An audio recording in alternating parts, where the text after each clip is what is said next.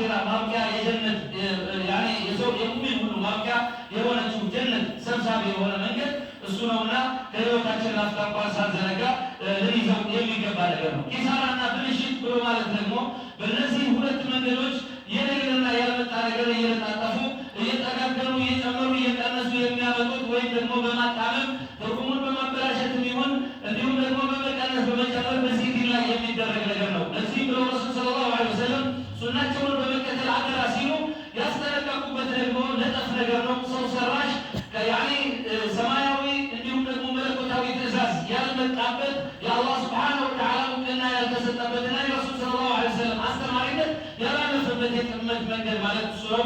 ከዛ እንድንጠነቀቅ ረሱል ሰለላሁ ዐለይሂ ወሰለም አደራ ብለውናል ማለት ነው። ለዚያም ኢያኩም ወሙሕደሳት ልእሙር ፈኢነ ኩለ ሙሕደሰትን ቢድዓ ያልመጣ የሰው ሰራሽ ለጠፍ ነገሮችን ተጠቀሙ ብለው አስጠንቅቀውናል።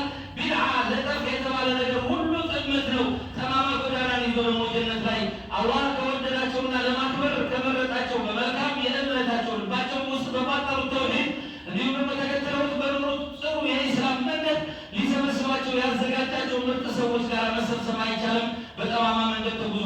ስለዚህ ሁልጊዜ ጠማማ መንገድን ልንርቅ ይገባናል። አሁን እንግዲህ በእነዚህ ቀናቶች ላይ ነፍሶች ሁሉ በጉጉት እንዲሁም ቀልቦች ሁሉ በልዩ ናፍቆት እየጠበቁት ያለ ትልቅ ወር አለ ከፊት ለፊታችን። አላህ ሱብሓነሁ ወተዓላ ከሚያደርሳቸው ሰዎች ያድርገንና አድርሶን የዛ ወር የዚህ የሚመጣውን ወር ከኸይራቶቹ ሁሉ ተቋዳሽ ካደረገን ምናልባት የጀነት የመጨረሻ ይሄ ረመዳን የመጨረሻ ህይወታችን ክፍል ሊሆን ይችላል። ማንም አያውቅም።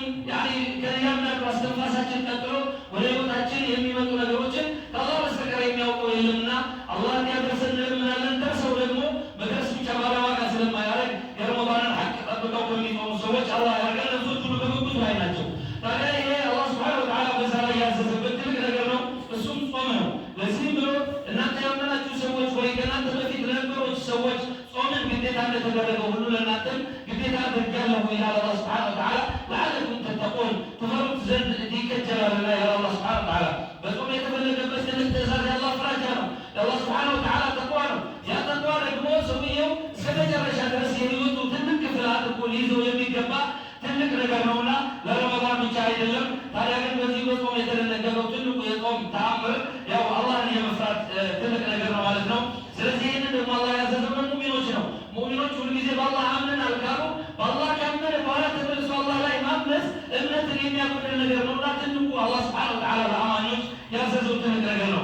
ስለዚህ ተቅዋ ሁልጊዜ በህይወታችን ትልቅ ክፍል አድርገነው ልንሄድ የሚገባ ነገር ነው ማለት ነው። ታዲያ በዚህ በጾም ብዙ ትምህርቶችን እናገኛለን። እኛ እነዚህ ጾም ያቺ ከአሰርንበት ጊዜ ሰዓት ጀምሮ እስከ ማፍጠሪያ ጊዜ ድረስ ያለችውን ወደ ህይወታችን የምናመጣቸው ሁልጊዜ በተለምዶ የምንሰራው ህይወታችንን ለማስቀጠል ብለን የሚበላው የሚጠጣው የተለያየ የሻው አይነቶች ሁሉ በዚች ለተወሰኑ ሰዓታቶች ተገድበን ስንኖር ይህንን የአላህ ኒዕማ ሀያታችን ሙሉ እንደፈለግን የምንኖርበት የሰጠንን ጌታ እናውቅበታለን፣ አላህን እናመሰግንበታለን። ከአላህ ባይፈቀድ ኖሮ በዚህ ምድር ላይ እንደምታዩት በዚህ ሰዓት ብዙ ትልልቅ ሀገሮች ብዙ ለዓለም ብዙ የሚተርፍ ነገር የነበራቸው ሀገራቸው ሰላም በማጣት ምክንያት ብዙ ችግር ብዙ ረሃብ እንዲሁም ደግሞ ልጅ ከአባቱ ጋር ባልና ሚስት እየተለያየ ስንት በችግር እየኖረ ነው ማለት ነው። ታዲያ እኛ አላህ ሱብሓነሁ ወተዓላ እነዚህ በውስን ጊዜያቶች እነዚህን ተገድበን እንድንውል ግዴታ ሲያደርግብን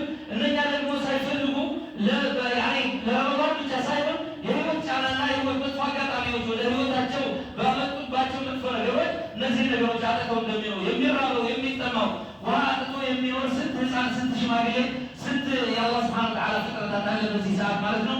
ስለዚህ ይህንን የአላህ ኒዕማ በማረጋገጥ አላህን እንድናመሰግንበት ይፈለጋል ማለት ነው። በዚህም ሁልጊዜ ችግር ያለባቸው ሰዎች በለሉትን መብላት መጠጣት የማይችሉ ሰዎች ከጠዋት ጀምሮ ቁርስ በልቶ ምሳ ማይደግም አለ፣ ምሳ በልቶ ራት ማይደግም አለ። እንዲሁም ደግሞ እነኝህን ነገሮች ምሳ ለማግኘት ስንት መከራ የሚያይ ሰው አለ። ከስራ ያለውን ነገር ከመጠቀም ሁሉ ውጭ ሆነው በሰው እጅ የሚኖረው ብዙ ነገር ብዙ ሰው አለ ማለት ነው። ስለዚህ ይህንን ሁሉ የአላህ ሱብሓነሁ ወተዓላ አገብቶልን በህይወታችን ሳናቃቸው የምንኖራቸውን ነገሮች በማስታወስ አላህን እንድናመሰግን ይረዳናል ማለት ነው።